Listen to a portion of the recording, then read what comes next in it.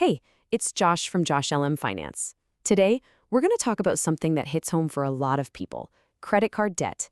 And specifically, we're going to break down the two most popular ways to tackle it, the Snowball method and the Avalanche method. Look, there's no judgment here, no complicated financial jargon. We're just going to figure out the best way for you to get out of debt. Let's dive in. All right, let me ask you something right off the bat. When it comes to getting rid of debt, what matters more to you? Would you rather feel like you're making progress really fast?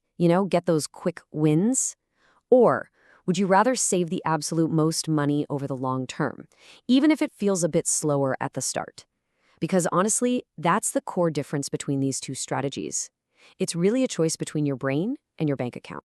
Okay, so before we get into the whole snowball versus avalanche debate, there is one ground rule that applies to both of them, and it's super important. First, you have to pay the minimum payment on all of your debts every single month. That's non-negotiable. Then, whatever extra cash you have left over, you're going to throw all of it at just one single debt. That's the key. You're focusing all your firepower on one target at a time. The only thing we're deciding today is which target do you hit first. All right, let's kick things off with the first approach, the snowball. I like to call this the momentum method. It's all about using psychology to your advantage.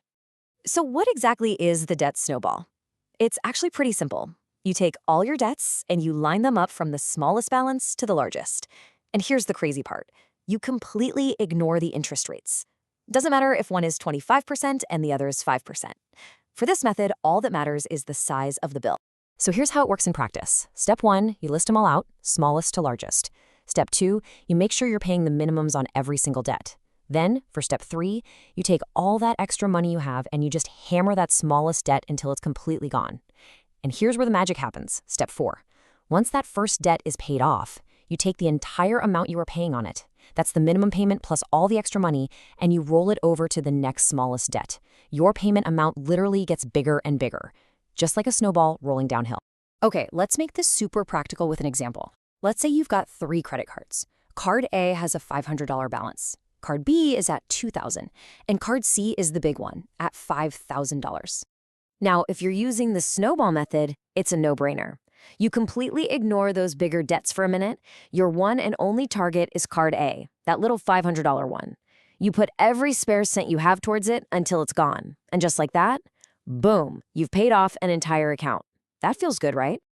And that feeling, that quick win, that's the whole secret sauce of the snowball method.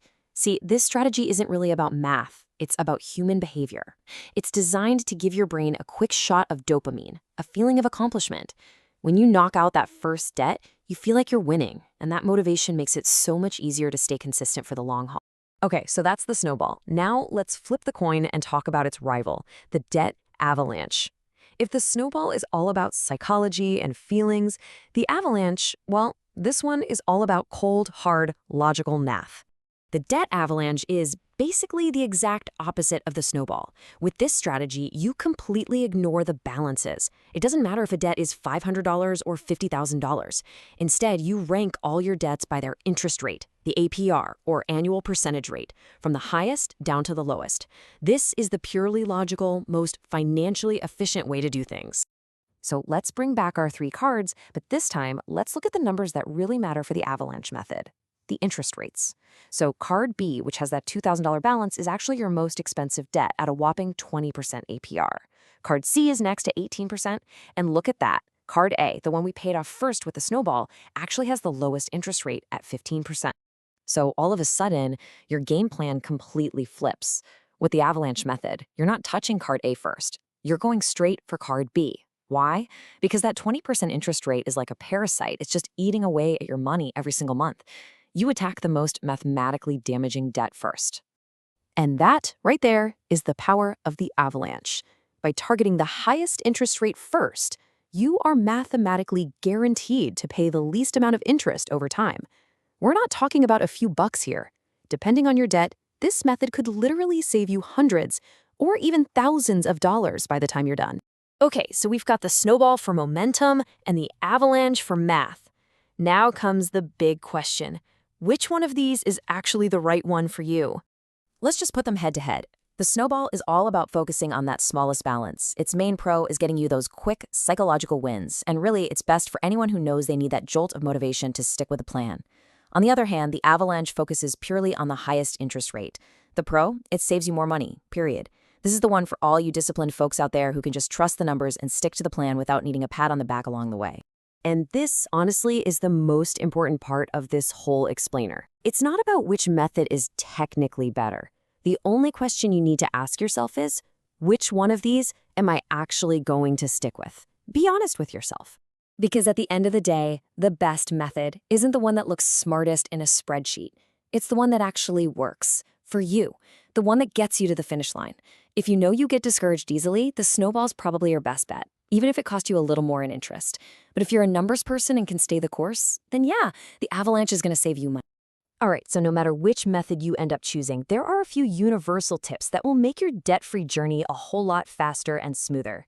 First, and I can't say this enough, never, ever miss a minimum payment. It's the absolute baseline.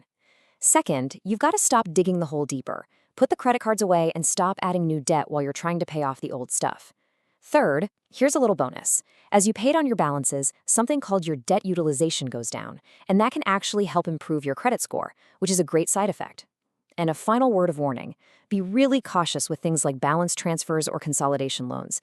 They can sometimes help, but you have to read the fine print and watch out for hidden fees. So, to sum it all up, the Snowball wins when it comes to momentum and psychology.